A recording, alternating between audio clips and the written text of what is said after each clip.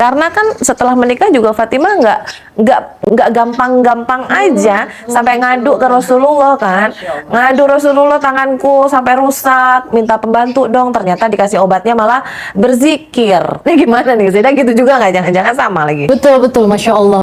Saya memiliki kisah yang hampir sama dengan Fatimah, di mana pada saat itu Al-Kisah Fatimah putri Rasulullah dilamar oleh banyak sekali lelaki yang tampan, berharta, bertahta. Zeda kan juga gitu. Sedikit ada persamaan 11-12, maharnya hampir sama dengan Fatimah, mencintai dalam diamnya sama, nama suaminya sama, Ali.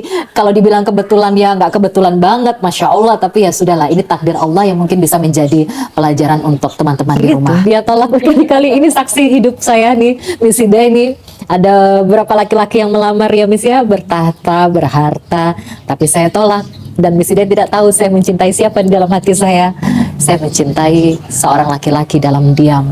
Saya tolak semuanya karena saya berbicara kepada Allah, ya Allah, aku mencintai si A. Jagalah hatiku, dia jagalah hatinya.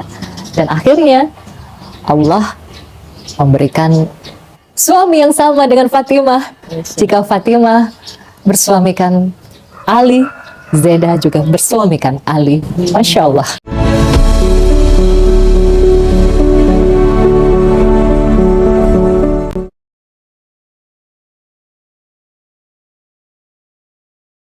Hai, Assalamualaikum warahmatullahi wabarakatuh. Jumpa lagi dengan I Know You From Your Heart bersama Miss Hidai. Teman-teman, pernah nggak sih kita mencintai seseorang tuh pengen ngomong tapi nggak berani? Akhirnya kita mencintai dalam diam. Dan akhirnya justru kekuatan Allah lah yang mempersatukan kita dengan si dia yang kita cintai itu. Pengen tahu kisahnya? Kita berkaca dari kisah Siti Fatimah putri Rasulullah SAW yang juga mencintai dalam diam, dan ternyata di saat ini juga ada orang yang begitu kisah cintanya. Kita tanya langsung ke Zeda Salim. Halo. Halo Miss. Kita ngomongin cinta nih. Iya. Wow. Emang benar mencintai dalam diam begitu? Masya Allah. Apa yang terjadi, Zeda? Masya Allah. Sebelum kita menjawab tentang mencintai dalam diam terkait dengan sosok figur tauladan kita, yaitu Fatimah putri Rasulullah, ada satu hadis yang menarik ya, di mana Rasulullah Sallallahu Alaihi Wasallam bersabda, pemuka wanita ahli surga, sosok wanita terbaik ada 4. Ia adalah Maryam, Fatimah, Khadijah, dan Asia istri Fir'aun. Hadis Bukhari Muslim. Yang kita garis bawahi, Fatimah. Ada tauladan yang disebut oleh Rasulullah di sini, yaitu putri Rasulullah Sallallahu Alaihi Wasallam yang perjalanan cintanya menarik, yaitu mencintai dalam diam. Itu memang benar-benar saya alami, bagaimana mencintai dalam diam. Itu tidak mudah kalau kita melihat zaman yang makin modern seperti saat ini.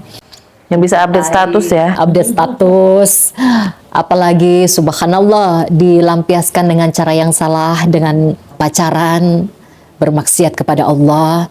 Tapi kalau kita belajar atau berkaca dari Bunda Fatimah, justru mencintai dalam diam. Seperti halnya saya mencintai laki-laki yang saya cintai dalam diam. Kalau ada beberapa orang yang memilih mencintai dengan menyampaikan perasaannya dengan mencari wasilah seperti Bunda Khadijah, pihak ketiga, saya memilih menjadi Fatimah, mencintai lelaki dalam diam. Dan Masya Allah, gimana rasanya? Iya, rasanya tidak mudah. Itu tadi, di saat kita punya kesempatan begitu besar untuk bisa melampiaskan hasrat rasa cinta, tapi kita memilih bermunajat kepada Allah dalam diam di hadapan manusia. Saya memiliki kisah yang hampir sama dengan Fatimah, di mana pada saat itu Al-Kisah Fatimah putri Rasulullah dilamar oleh banyak sekali lelaki yang tampan, berharta, bertahta. Zeda kan juga gitu. Dia tolak berkali-kali, ini saksi hidup saya nih, Miss Ida ini. Ada berapa laki-laki yang melamar ya Miss ya, bertahta, berharta, tapi saya tolak. Dan Miss Ida tidak tahu saya mencintai siapa di dalam hati saya. Saya mencintai seorang laki-laki dalam diam. Saya tolak semuanya karena saya berbicara kepada Allah, ya Allah, aku mencintai si A. Jagalah hatiku, dia jagalah hatinya. Dan akhirnya Allah memberikan suami yang sama dengan Fatimah. Jika Fatimah bersuamikan Ali, Zeda juga bersuamikan Ali. Masya Allah. Itu gimana tuh caranya? Kan kamu diam-diam aja kan? Pasti harus ada ikhtiar dong, ya kan? Ikhtiarnya adalah menghubungi manusia kan? Yang dipercaya pastinya ya. Terus gimana tuh ceritanya? Bisa sampai menikah? Ya, sebenarnya sama-sama malu ya. Kalau kita melihat kisah Fatimahnya malu, Ali bin Abi Thalibnya juga malu untuk melamar gitu. Karena beberapa laki-laki tampan berharta ditolak, apalagi saya gitu. Tapi ya kembali lagi keyakinan kepada Allah, kalau dia adalah jodohku, dia pasti gak akan lari kemana. Tapi kalau bukan jodohku, ya sudah, berarti memang Allah siapkan yang lebih baik. Intinya Miss, jika Ali melamar Fatimah binti Muhammad dengan baju besi atau mahar senilai baju besi, Ali suami saya melamarku dengan memberi baju berwarna besi abu-abu kehitaman dan mahar uang senilai baju berwarna besi abu-abu kehitaman. Masya Allah, suatu kebetulan yang sangat kebetulan ya dengan Fatimah. Gak ada yang kebetulan, say. Semua pasti sudah diatur sama Allah. Dan itu mungkin karena juga kan Zeda kan mendekat kepada Allah, bersalawat kepada Rasulullah, makanya kisah-kisah itu kemudian ya dikasih cerminnya gitu. Betul. Ya kan, jadi bisa jadi seperti itu. Tujuannya adalah agar mudah-mudahan Zeda terus istiqomah melihat keteladanan dari Fatimah untuk terus berada di zona yang baik. Karena kan setelah menikah juga Fatimah nggak gampang-gampang aja sampai ngadu ke Rasulullah kan. Ngadu Rasulullah, tanganku sampai rusak, minta pembantu dong. Ternyata dikasih obatnya malah berzikir. Ini gimana nih? Zeda gitu juga nggak? Jangan-jangan sama lagi. Betul, Masya Allah, banyak memang kisah tauladan yang bisa kita ambil hikmahnya dari Bunda Fatimah putri Rasulullah ya. Saya belajar banyak dari seorang sosok Bunda Fatimah binti Rasulullah, yaitu akhlaknya yang lembut, santun, pekerja keras, dan dermawan, teguh bersabar walau menghadapi banyak ujian. Ya, kami sama-sama mencintai dalam diam, kami sama-sama bersuamikan Ali. Dan itu adalah akhlak yang patut untuk kita jadikan tauladan, kita contoh. Tidak serta-merta setelah menikah langsung happily ever after gitu ya. Tapi justru saya merasakan seperti yang Bunda Fatimah rasakan, harus bekerja keras demi mencukupi kebutuhan rumah tangga. Jadi ada banyak hikmah sebenarnya Miss. Yang pertama yang bisa dicontoh dari kisahku dan kisah Bunda Fatimah binti Rasulullah SAW, yang pertama adalah kesederhanaan. Bagaimana beliau hidup sangat sederhana dengan Ali bin Abi Thalib suaminya.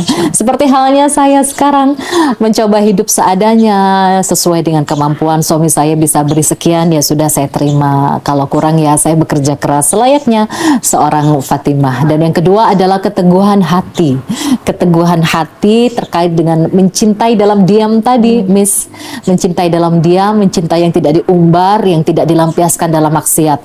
Karena sesuai dengan apa yang dikatakan Umar bin Khattab, bahwa apa yang melewatkanku tidak akan pernah menjadi takdirku. Dan apa yang ditakdirkan untukku tidak akan pernah melewatkanku. Itu adalah kalimat dari Umar bin Khattab yang saya jadikan acuan ya, untuk bisa terus bertahan dalam kebaikan. Dan tentunya banyak hal yang bisa kita ambil pelajaran dari kisah Fatimah. Dan mungkin saya ini sedikit ada persamaan 11-12, maharnya hampir sama dengan Fatimah, mencintai dalam diamnya sama, nama suaminya sama Ali. Kalau dibilang kebetulan ya nggak kebetulan banget, Masya Allah, tapi ya sudahlah, ini takdir Allah yang mungkin bisa menjadi pelajaran untuk teman-teman di rumah. Dan saya ingin berbagi motivasi, mohon izin Missy Day, sebelum Missy Day nantinya berbagi motivasi, sahabatku yang dirahmati Allah, cinta tahu siapa pemiliknya, sejauh apapun ia pergi, bila memang jodoh pasti akan kembali. Aku memilih memperbaiki diri, maka yang terbaik akan datang sendiri. Dan dia Ali, Habibi, suamiku, berkata kepadaku, kamu dan aku satu. Berkaca dari kisah Fatimah, kami sama-sama memiliki suami bernama Ali. Masya Allah. Oke, gimana ya? Ini jadi kayak mengharu biru, romantis-romantis gitu ya. Iya. Tapi Zeda nggak apa-apa, serius. Ketika hidup kamu dari yang gemerlap gitu ya, kemudian harus menerima hanya segitu saja, harus tetap bekerja keras gitu, nggak apa-apa. Bagaimana perasaan Zeda nih? Saya pernah mendengar sebuah kalimat, orang kaya itu orang yang seperti apa sih kalau dalam Islam? Apakah orang yang berharta? Apakah orang yang memiliki rumah mewah? Apakah orang yang punya perhiasan begitu banyak? Mereka disebut orang kaya? Belum tentu. Mereka yang kaya raya, memiliki harta pun juga kadang masih merasa kurang. Dan saya merasa Allah sudah memberikan kekayaan kepada saya, yaitu rasa syukur, bersyukur.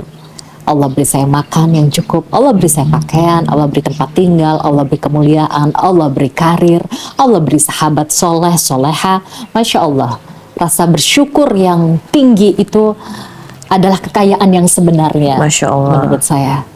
Jadi kalau dibilang gimana perubahannya? Perubahannya ya bersyukur aja deh. Kalau tidak dapat dari suami, Allah bukakan pintu dari arah yang lain.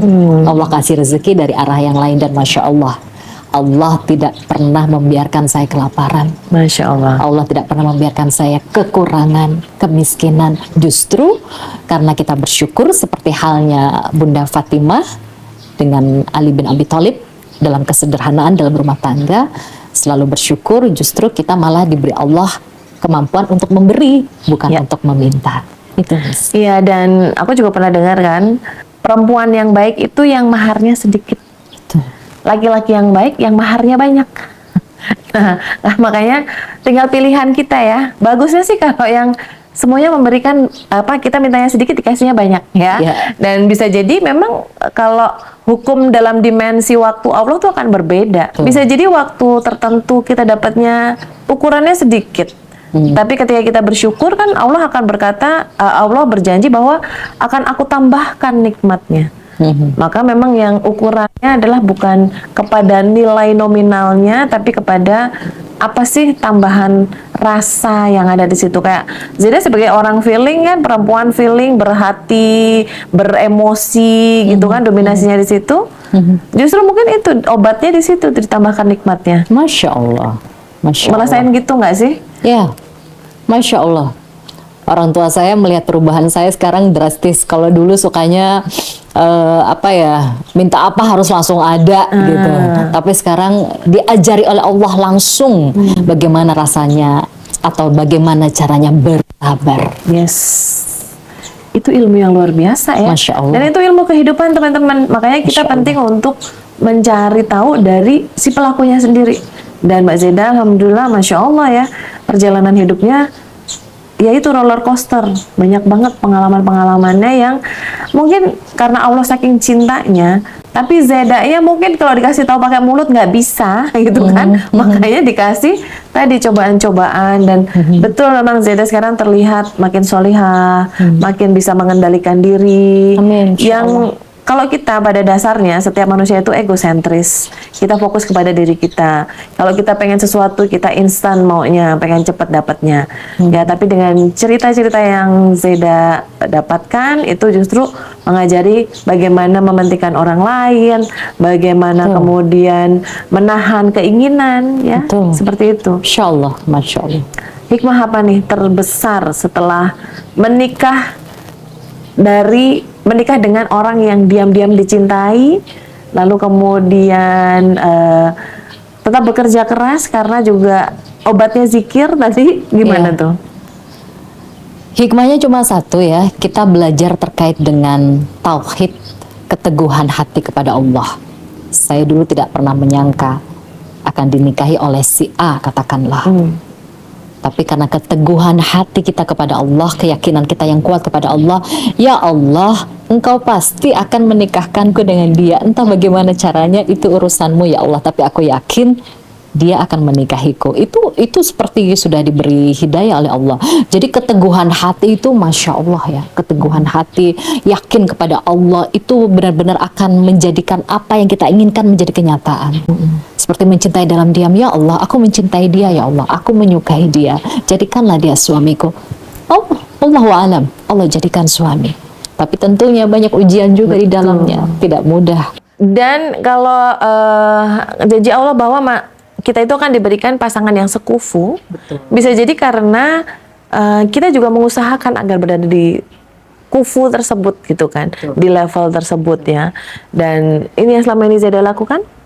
Iya, iya. Memantaskan diri. Saya berusaha untuk memantaskan diri, bukan berarti kita sudah menikah kemudian kita berhenti memantaskan diri, tidak. Biasanya kalau sudah menikah ya sudah gitu kan. Saya tidak hanya memantaskan diri sebelum menikah, tapi setelah menikah Allah hantam lagi dengan ujian yang bertubi-tubi, lebih dahsyat lagi ujiannya, dan itu semakin alhamdulillah ala kulli hal semakin meningkatkan iman dan ketakwaan. Jadi ya cukup Allah yang menilai. Jika iman kita lebih baik, Allah akan sandingkan dengan yang sama baiknya. Jika iman kita turun, ya akan Allah sandingkan dengan iman yang sama. Itu tadi kata Misidai, sekufu atau tidaknya. Masya Allah. Oke. Kisah cinta yang indah mudah-mudahan juga berakhir dengan indah ya.